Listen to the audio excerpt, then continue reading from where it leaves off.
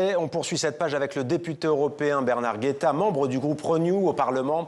Bonsoir, merci d'être avec nous en direct de ce même Parlement européen à Bruxelles. Bonsoir. Comment l'Europe peut-elle, au vu de ce que l'on vient d'entendre, faire concrètement pour rééquilibrer ce plan de paix ?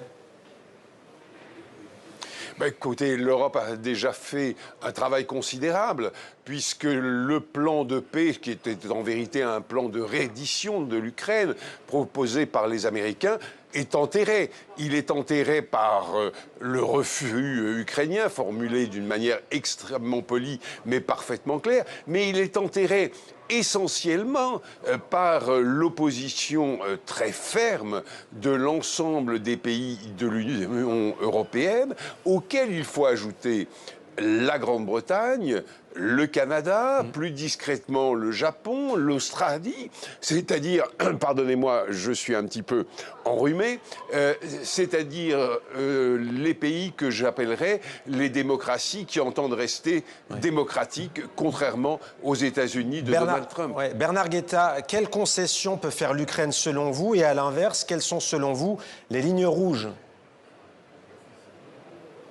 Mais vous savez, ce qui est tout à fait extraordinaire, c'est que ce conflit oppose un agresseur russe à une agressée, l'Ukraine. À quoi assiste-t-on aujourd'hui? À des négociations entre les États-Unis et l'Ukraine. Mais c'est une situation absolument folle, absolument aberrante, dans laquelle se sont mis les États-Unis. Ils ne sont pas partie prenante à cette guerre.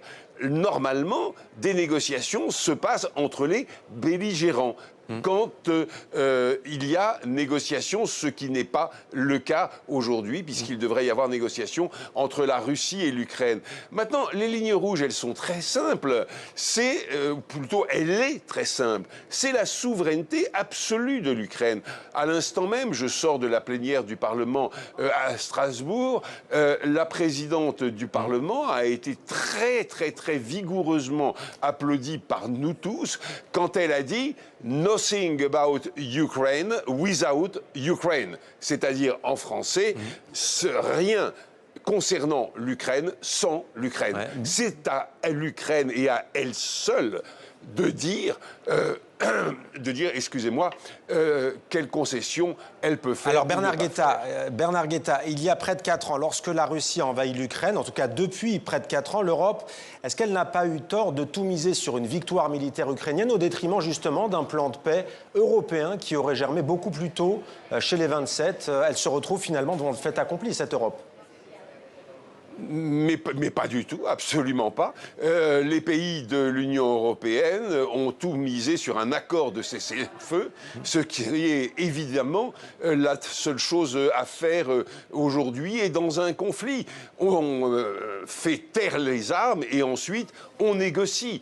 On fait taire les armes et ensuite on négocie. C'est la procédure normale.